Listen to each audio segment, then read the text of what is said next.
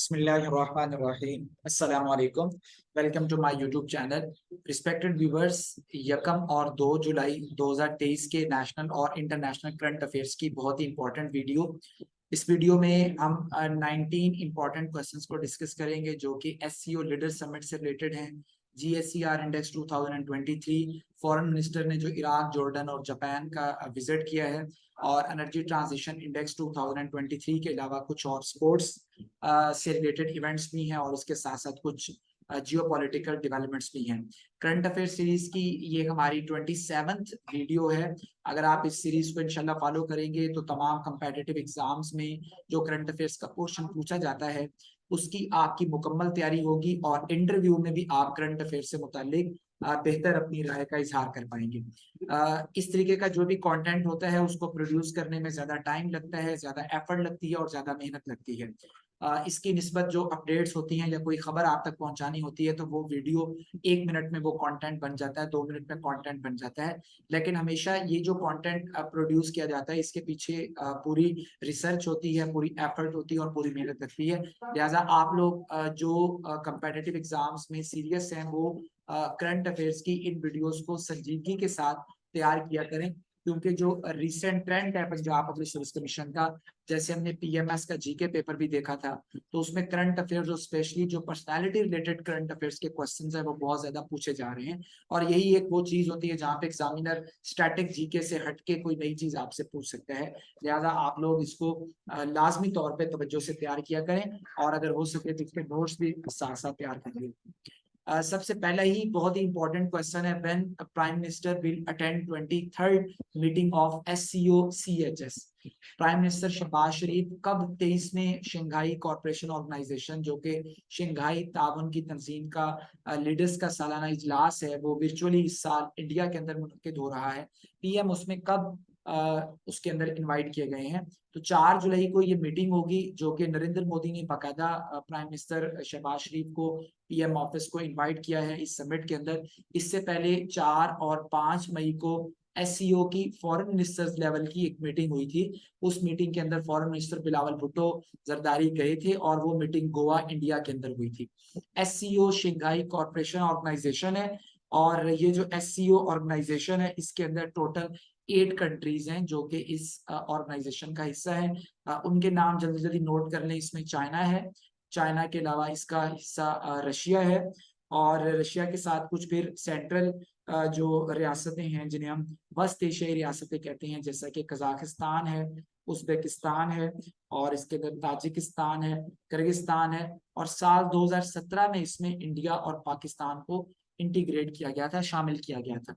इसका हर साल foreign minister level का भी एक समिट होता है यानी इजलास होता है, और इनकी लीडर्स की भी मीटिंग होती है। साल 2023 की जो मीटिंग है या जो चेयर है, मेजबानी है, वो इंडिया के पास है, और जो नेक्स्ट ईयर की मीटिंग होगी यानी कि साल 2024 की मीटिंग है वो कजाकिस्तान के पास होगी, अस्ताना के अंदर। इसी तरीके से जो साल 2022 था उसमें जो एससीओ की मीटिंग थी वो उज्बेकिस्तान के अंदर हुई थी, समरकंद में, और साल 2021 की जो मीटिंग थी वो दुशंबे यानी ताजिकिस्तान में थी। करंट अफेयर्स को जब भी आपने तैयार करना है तो पिछले 2.5 से 3 साल के और एक नेक्स्ट ईयर की मीटिंग, यानी पिछली 3 मीटिंग्स कहाँ पे हुई और एक फर्दर जो मीटिंग है वो कहाँ पे होगी, 4 चीजों को आपने नोट करना है।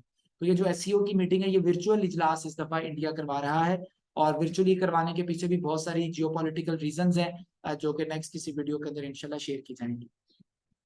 Which country to miss ICC ODI World Cup first time since 1975? ये एक बहुत ही शॉकिंग न्यूज आई जो कि आईसीसी की तरफ से वर्ल्ड कप क्वालिफायर के मैचेस मुनक्किद करवाए जा रहे हैं। उसमें वेस्ट इंडीज भी शामिल था, और पहली दफा बदकिस्मती से वेस्ट इंडीज अब आईसीसी वर्ल्ड कप 2023 जो कि 5 अक्टूबर से खेला जाएगा भारत के अंदर, इंडिया के अंदर, उसमें शमूलियत इख्तियार नहीं कर सकेगा। याद रखें कि जो वेस्ट इंडीज की टीम है ये पहले वर्ल्ड कप 1975 और दूसरे वर्ल्ड कप 1979 की विनर है। क्लाइव लाइड उसमें कैप्टन थे वेस्ट इंडीज के, और किसी जमाने में वेस्ट इंडीज जो कि पूरी दुनिया की क्रिकेट टीमों के लिए खतरनाक टीम तस्वर की जाती थी, अब वो इस पोजीशन पे पहुंच चुकी है कि वो आईसीसी के वर्ल्ड कप के लिए क्वालिफाई भी नहीं कर पाई। Name the international snooker player who committed suicide. Toba टेक्सिंग के नजदीक से ताल्लुक रखने वाले पाकिस्तान के इंटरनेशनल स्नूकर प्लेयर ने ईद वाले दिन सुसाइड कमिट किया है। उनका नाम है माजिद अली और डिप्रेशन की रीजन है और कुछ और माली मामला की वजह से इन्होंने सुसाइड किया है। Foreign minister Bilawal Bhutto Zardari visited Japan on. Japan की हुकूमत की दावत के ऊपर बिलावल भुट्टो 1 जुलाई से लेके 3 जुलाई तक इस वक्त जापान के अंदर मौजूद है। वहां पे उनकी जापान के अंदर बिजनेस कम्युनिटी से भी मुलाकातें शेड्यूल हैं। इसके साथ साथ जापान के जो वज़ीर आज़म है फूमियो किशिदा, उनके साथ भी उनकी मीटिंग है और इसके अलावा जापान के जो फॉरेन मिनिस्टर हैं उनके साथ भी दो तरफा दिलचस्पी के जो उमूर हैं वो डिस्कस किए जाएंगे। उनके साथ बख्तावर भी मौजूद हैं। याद रखें कि जो बख्तावर हैं वो यूएन की एम्बेसडर हैं पोलियो के लिए, और जापान जो है वो पोलियो का बहुत बड़ा डोनर है और वहाँ पे पोलियो के रिलेटेड जितनी भी मीटिंग्स हैं उनको बख्तावर अटेंड कर रही हैं और बिलावल जो है वो फॉरेन मिनिस्टर की कैपेसिटी में वहाँ पे मौजूद है और जापान की गवर्नमेंट ने उन्हें खुद इनवाइट किया था। इससे पहले जून के आखिरी वीक के अंदर इन्होंने जॉर्डन और इराक का विजिट किया था, जो कि हमारी आप कह सकते हैं कि रियासतें हैं इस्लामी ममालिक की, और वहाँ पे दो तरफा जो दिलचस्पी के उमूर थे वो ज़हरी बहस आई थी। Who is the foreign minister of Japan. तो चूंकि हम जापान को डिस्कस कर रहे हैं तो हमने जापान के प्राइम मिनिस्टर को पढ़ना है और जापान के फॉरेन मिनिस्टर को पढ़ना है। जहां पे भी पाकिस्तान के प्राइम मिनिस्टर जाएं या पाकिस्तान के फॉरेन मिनिस्टर जाएं या जिस कंट्री का कोई डेलीगेशन पाकिस्तान आए तो आपने उस कंट्री के प्राइम मिनिस्टर, उस कंट्री के फॉरेन मिनिस्टर और अगर वहां पे प्रेसिडेंट है तो आपने इन 3 बातों को नोट करना है। ठीक है, ये 3 इंपॉर्टेंट चीजें जो कि normally federal public service commission या पंजाब पब्लिक सर्विस कमीशन आपसे पूछ सकता है, ये इंटरव्यू में वो डिस्कस की जा सकती है। तो जापान के इस वक्त के जो फॉरेन मिनिस्टर है उनका नाम है हुशिमा हायाशी, ठीक है, जिनके साथ बिलावल जरदारी की ये मीटिंग होगी। Name the veteran Pakistani actor who died on 29 जून। 29 जून को पाकिस्तान टेलीविजन का एक बहुत बड़ा नाम, एक बहुत बड़े एक्टर की डेथ हुई। तो उनका नाम क्या है? उनका नाम शकील है। फिल्मी नाम या ड्रामाई नाम उनका शकील है, जबकि उनका रियल नाम जो है वो यूसुफ कमाल है। Name the university which renamed its central library in honour of doctor Abdul Salam. जंग से ताल्लुक रखने वाले Pakistani physicist scientist doctor Abdul Salam, जिन्हें नोबेल प्राइज दिया गया था, उनको ऑनर देते हुए लंदन की एक बहुत बड़ी यूनिवर्सिटी ने अपनी सेंट्रल लाइब्रेरी का नाम उनके नाम के ऊपर मंसूब कर दिया है। अब से वो यूनिवर्सिटी की लाइब्रेरी डॉक्टर अब्दुल सलाम सेंट्रल लाइब्रेरी होगी। वो यूनिवर्सिटी कौन सी है? वो इंपीरियल कॉलेज लंदन है, जो कि दुनिया का एक बहुत ही मोतबर इदारा समझा जाता है। ऑर्बिटल स्पेस सैटेलाइट यूक्लिड, ये उसका नाम है, was launched from Florida to observe which mysterious cosmic phenomena on 1 जुलाई। 1 जुलाई को फ्लोरिडा के साहिल से एक ऑर्बिटल स्पेस सैटेलाइट भेजी गई है जिसे यूक्लिड का नाम दिया गया है, जिसने करना ये है कि उसने मिस्टीरियस जो कॉस्मिक फिनोमिना उसको ऑब्जर्व करना है। ये मिस्टीरियस कॉस्मिक फिनोमिना कौन सा है? डार्क एनर्जी का ये फिनोमिना है। तो स्पेस डेवलपमेंट से रिलेटेड क्वेश्चंस भी पूछे जाते हैं, तो ये उसके रिलेटेड एक लेटेस्ट डेवलपमेंट है। Name the first bowler to play consecutive 100 test matches.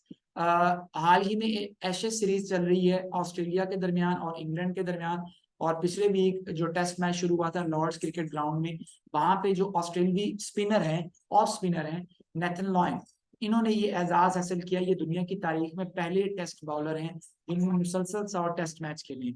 इससे पहले जितने भी प्लेयर्स थे वो बैट्समैन थे, जैसे नेथन मैककॉलम है, ब्रेंडन मैककॉलम है या और दूसरे प्लेयर्स हैं, लेकिन नेथन लॉयन ऐसे पहले बॉलर हैं जिन्हें कंसेक्टिव 100 टेस्ट मैच खेलने का एजाज मिला है। Which country topped the World Energy Transition Index 2023? World energy transition index 2023 की रिपोर्ट के मुताबिक किस कंट्री ने पहली पोजीशन हासिल की है?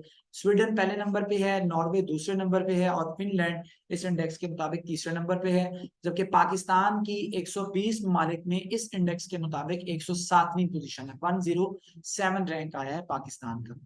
Who is the new Prime Minister of East Timor? East Timor जो कि इंडो पैसिफिक रीजन के अंदर एक आप कह सकते हैं कि एक नई डेमोक्रेसी है, जिसको एक कोई लंबा अर्सा नहीं हुआ नया मुल्क बने हुए। वहां पे उनके जो फ्रीडम फाइटर थे यानाना गुज़माओ, ये नए प्राइम मिनिस्टर के तौर पे इलेक्ट हो गए हैं, मुंतखब हो गए हैं और इन्होंने अपने ओहदे का हल्फ उठा लिया है। Name the Spanish prime minister who has assumed यूरोपीय यूनियन प्रेसिडेंसी। स्पेनिश जो प्राइम मिनिस्टर हैं इन्होंने विजिट किया है यूक्रेन का और वहां पे इन्होंने कीव में जाके यूक्रेन की पार्लियामेंट के साथ खिताब किया था। वहां बहुत सारी चीजें डिस्कस हुई हैं और उसमें एक इंपॉर्टेंट चीज ये भी डिस्कस हुई है कि यूरोपीय यूनियन को और नेटो को खुलकर यूक्रेन की सपोर्ट करनी चाहिए और स्पेन इस चीज की तायीद करेगा अगर यूरोपीय यूनियन और नेटो मिलकर यूक्रेन के को सपोर्ट करेंगे। तो स्पेनिश जो प्राइम मिनिस्टर है उनका नाम है पेड्रो सैंचेज, और इनके साथ मुलाकात हुई है व्लादिमीर ज़ेलेंस्की की, जो कि प्राइम मिनिस्टर हैं यूक्रेन के और प्रेसिडेंट है। और उन्होंने इस मुलाकात के अंदर पेड्रो सैंचेज को ये कहा है कि वो अपना किरदार अदा करें जो इसी मंथ में नेटो का सालाना इजलास होने जा रहा है उसमें, ताकि यूक्रेन को नेटो के अंदर शामिल कर लिया जाए। इससे पहले फिनलैंड को शामिल कर लिया गया था तुर्की के इशारे के बाद, और स्वीडन भी कोशिशें कर रहा है कि उसे नेटो के अंदर शामिल किया जाए। लास्ट टाइम तुर्की ने स्वीडन को विटो कर दिया था उसकी शमूलियत को, और फिनलैंड को ओके कर दिया था। तो अब ये जो नया इजलास होगा उसके अंदर ये चीज डिस्कस होगी कि स्वीडन को शामिल करना है या यूक्रेन को शामिल करना है, या इस हवाले से क्या डेवलपमेंट होगी। Which country will build 1200 megawatt nuclear power plant in Pakistan. Pakistan में एनर्जी क्राइसिस किसी से ढका छुपा नहीं, और चाइना पाकिस्तान का सबसे बड़ा स्ट्रेटेजिक पार्टनर है। तो चाइना पाकिस्तान में 1200 मेगावाट का प्लांट लगाने जा रहा है। Where the world's first 16 megawatt offshore wind turbine installed, दुनिया की पहली ऑफशोर 16 मेगावाट की विंड जो टर्बाइन इंस्टॉल की गई है एनर्जी क्राइसिस से निपटने के लिए, वो फुजियान चाइना के अंदर इंस्टॉल की गई है।